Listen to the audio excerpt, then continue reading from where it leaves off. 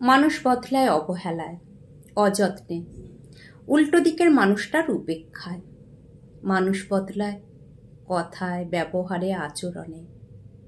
সে বলতে বলতে চুপ হয়ে যায়, দীর্ঘ আঘাতে আঘাতে ক্ষয় হতে হতে। সে নির্বিকার হয়ে যায় সহ্য করতে করতে।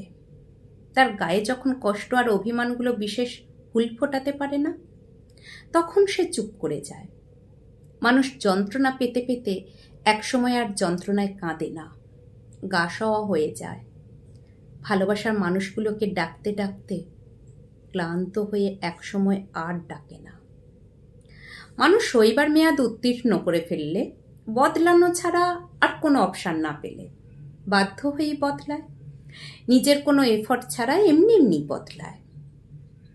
আশেপাশে মানুষ তার পরিবর্তনটুকুই বড় করে দেখে, পরিবর্তনের কারণ অনুসন্ধানের চেষ্টা করে না।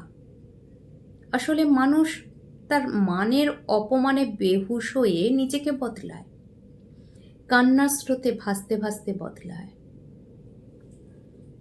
চাপা অভিমানে দুঃসহ কষ্ট মানুষ কিভাবে ঘোষণা করে প্রকাশ করবে? তাই কাছের মানুষের পাল্টে যাওয়ার খবর শুধু খবর করতে নেই, তাকে বুঝতে হয়, কারণ খুঁজতে হয়, মোলায়েম হাতটা হাতে রাখতে হয়, না দেখা চোখের জলটাও মুছিয়ে দিতে হয়। মানুষের বদলে যাওয়ায় সবাই দোষারোপ করতে পারে, কিন্তু ভালোবাসার যত্ন দিয়ে তার বদলানোটাকে পুনরায় বদল করতে কজন মানুষ এগিয়ে আসে?